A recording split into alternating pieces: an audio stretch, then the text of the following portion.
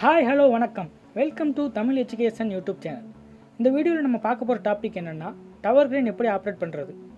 Tower crane எப்படி operate பண்ணுறதுன்னு தெரிஞ்சுக்கிறதுக்கு முன்னாடி அதில் இருக்கிற சில பேசிக் பார்ட்ஸ் பற்றி ஃபஸ்ட்டு தெரிஞ்சுக்கலாம்.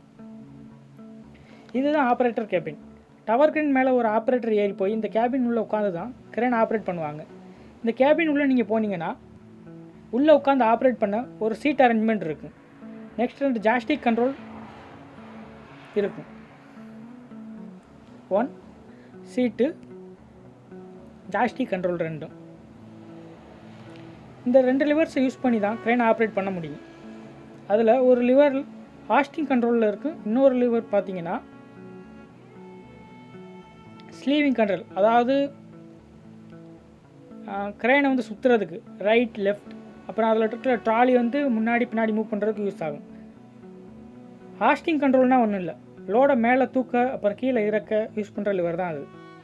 இது சீட்டோட ரைட் ஹேண்ட் பக்கம் இருக்குது. நெக்ஸ்ட் லிவர் நான் முன்னாடியே சொன்ன மாதிரி லெஃப்ட் ஹேண்ட் சைடில் இருக்குது. இதோட யூஸ் பார்த்தீங்கன்னா ட்ராலியை முன்னாடி கொண்டு போக, ட்ராலியை பின்னாடி எடுத்துகிட்டு வர யூஸ் ஆகும். அது மட்டும் இல்லாமல் லெஃப்ட் ஹேண்ட் லிவரில் இன்னொரு கண்ட்ரோல் ஆப்ஷன் இருக்குது. அது என்னென்னா ஒர்க்கிங் ஜிப், அதாவது லெஃப்ட் ரைட் மூவ் பண்ண யூஸ் ஆகும். ஒர்க்கிங் ஜிப்னால் ஒன்றும் இல்லை, டவர் கிரைனில் ஹரிசாண்டலாக ஒரு பூம் இருக்கும் தானே, அதுதான். அந்த பூமை ரைட் லெஃப்டில் ரொட்டேட் பண்ண யூஸ் ஆகும். டவர் கிரேனை ஆப்ரேட் பண்ண ரொம்ப ரூல்ஸ் அண்ட் ரெகுலேஷன்லாம் இருக்குது. அதை பற்றி இன்னொரு வீடியோவில் டீட்டெயிலாக பார்ப்போம். இப்போ கிரேன் எப்படி ஆப்ரேட் பண்ணுறதுன்னு இந்த வீடியோவில் பார்ப்போம்.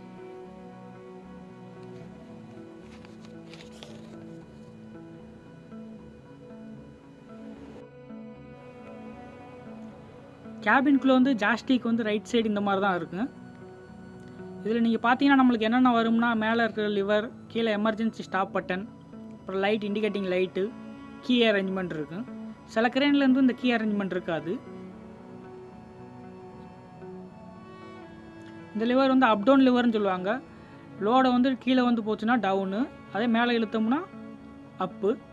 1 2 3 3 ஸ்பீடில் செட் பண்ணியிருப்பாங்க. அதே மாதிரி மேலே ஃபஸ்ட்டு, செகண்டு, தேர்டு. இது சில கிரேனில் வந்து 5 வரையும் ஸ்பீட் செட் பண்ணியிருப்பாங்க. அது ட்ரம் ஸ்பீடை பொறுத்து மாறும் நம்மளுக்கு. இது நமக்கு சீட்டோட ரைட் சைடு இருக்குது. இதில் வந்து நம்ம ஸ்பீட் நான் முன்னாடி சொன்ன மாதிரி 1 2 3ன்னு செட் பண்ணிக்கலாம். நம்மளுக்கு எந்த ஸ்பீடு வேணுமோ அதுக்கு மாதிரி நம்ம செட் பண்ணிக்கலாம். எமர்ஜென்சி ஸ்டாப் பட்டன், இந்த red colour button on off பண்ணிக்கலாம். இந்த கிரேனில் இந்த சாவி ஆன் பண்ணால் தான் ஆன் பண்ண முடியும். சில கிரேனில் வந்து இந்த கீ வந்து இருக்காது. இப்போ வந்து லெஃப்ட் சைடு பார்க்கலாம்.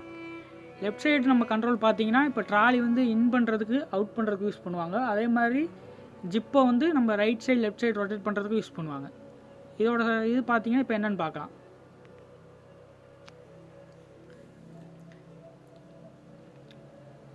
லெஃப்ட் சைடு தட்டினா லெஃப்ட் சைடு ஸ்விங் ஆகும். இதில் வந்து ஸ்விங்கை பொறுத்த வரைக்கும் கியர் கிடையாது. நம்ம எந்த அளவுக்கு இழுக்கிறோமோ அதை பொறுத்து நமக்கு வந்து ஸ்பீடு இருக்கும். ரைட் சைடு இழுத்தோம்னா ரைட் சைடு ஆகும். முன்னாடி தள்ளினோம்னா ட்ராலி வந்து முன்னாடி போகும். ட்ராலிக்கும் ஸ்பீடு 3 ஸ்பீடு இருக்குது. ஃபஸ்ட்டு, செகண்டு, தேர்டுன்னு இருக்குது. அதேமாதிரி ட்ராலி வந்து பின்னாடி இழுக்கிறதுன்னு பார்த்தீங்கன்னா ஃபஸ்ட்டு, செகண்டு, தேர்டுங்கிறது இருக்குது.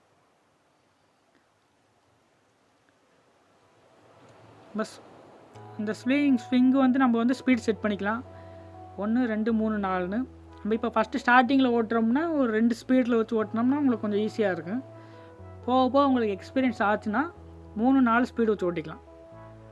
சில கிரேனில் பார்த்தீங்கன்னா இந்த ஸ்விங் லிமிட் வந்து இதில் மாதிரி 1 2 3 செட் பண்ணியிருக்க முடியாது. அது ஆட்டோமேட்டிக்காக ஃபிக்ஸ் ஆகிருக்கு. நம்ம எந்த அளவுக்கு அந்த லிவரை பிடிச்சி இழுக்கிறோமோ அந்த அளவுக்கு இருக்கும் ஸ்பீடு. இதில் முக்கியமான கிரேன் ஆப்ரேட்டிங் பார்த்தீங்கன்னா இந்த லோட் சார்ட்டு. லோட் சார்ட்டோட யூஸ் என்னென்னு பார்த்தீங்கன்னா, இப்போ ஒவ்வொரு கிரேனுக்கும் ஒவ்வொரு கெப்பாசிட்டி இருக்குது. சில கிரேன் வந்து 8 டன் இருக்குது, 20 டன் இருக்குது, 30 டன் இருக்குது. சில பெரிய பெரிய மிஷினரி யூஸ் பண்ணுறதுனா நம்ம முன்னாடியே வீடியோவில் பார்த்த மாதிரி 200 டன்னு கூட இருக்குது. அந்த ஒவ்வொரு கிரேன் எந்த அளவுக்கு லோடை தூக்கணும், அதாவது அந்த ஜிப்பில் எந்தெந்த ரேடியஸில் எவ்வளோ லோடு தூக்கணும், அது வந்து இந்த லோட் சார்ட்டில் இருக்கும். ஒவ்வொரு கிரேனை பொறுத்து இது மாறும். இந்த லோட் சார்ட்டை பற்றி வேணால் நம்ம இன்னொரு வீடியோவில் டீட்டெயிலாக டிஸ்கஸ் பண்ணுவோம்.